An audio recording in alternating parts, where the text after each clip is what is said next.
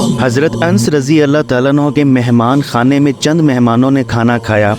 کھانا کھا چکنے کے بعد حضرت انس رضی اللہ تعالیٰ عنہ نے دیکھا کہ دسترخوان شورے وغیرہ کے لگ جانے سے زرد فام ہو گیا ہے۔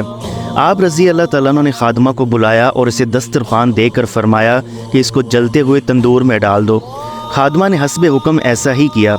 جملہ مہمانوں کو حیرت ہوئی اور دسترخوان کے جلنے اور اس سے دھواں اٹھنے کا انتظار کرنے لگے، لیکن وہ یہ دیکھ کر حیران رہ گئے کہ آگ نے دسترخوان کو چھوا تک نہیں۔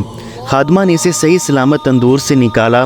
اس وقت وہ نہایت سفید اور صاف ہو چکا تھا اور یوں معلوم ہوتا تھا کہ کسی نے دھو کر اس کی میل نکال دی ہے۔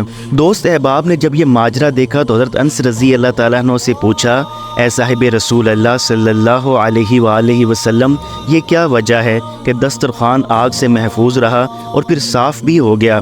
حضرت انس رضی اللہ تعالیٰ عنہ نے فرمایا، اس کا سبب یہ ہے کہ حضور پر نور صلی اللہ علیہ وآلہ وسلم نے اس دسترخوان سے بارہا اپنے دست مبارک اور لب مبارک کو صاف کیا تھا، اس لیے اسے آگ نہیں جلا سکی۔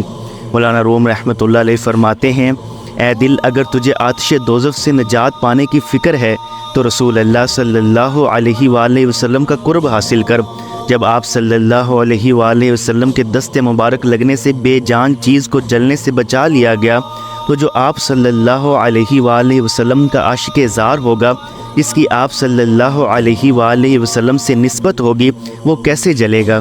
پھر مہمانوں نے خادمہ سے پوچھا کہ تو نے بلا تعمل حضرت انس رضی اللہ تعالیٰ عنہ کے کہنے پر بغیر سوچے سمجھے دسترخوان کو آگ میں ڈال دیا، کیا تو ڈری نہیں کہ اتنا قیمتی دسترخوان جل جائے گا؟ اس نے جواب دیا، میں حکم کی غلام ہوں اور مجھے یہ یقین ہے کہ آپ رضی اللہ تعالیٰ عنہ جو حکم فرمائیں گے وہ نقصان رسان نہ ہوگا۔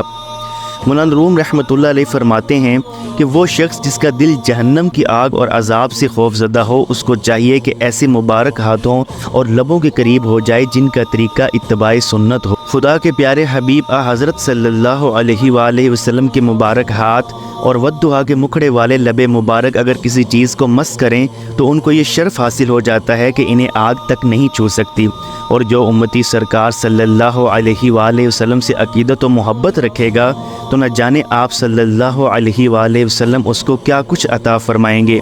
اے عزیزم، صدق اور ایمان کی پختگی میں عورت سے کم نہ ہو، مردان خدا کا دامن پکڑ جن کی لمس سے کندن بن جاؤ گے۔ درس حیات، جس نے حضرت محمد صلی اللہ علیہ وآلہ وسلم سے تعلق پیدا کر لیا، اس کی نجات ہو گئی۔ یاد رکھو، آپ صلی اللہ علیہ وآلہ وسلم سے نسبت صرف اس صورت میں ہو سکتی ہے جب آپ صلی اللہ علیہ وآلہ وسلم کی کامل اطاعت کی جائے۔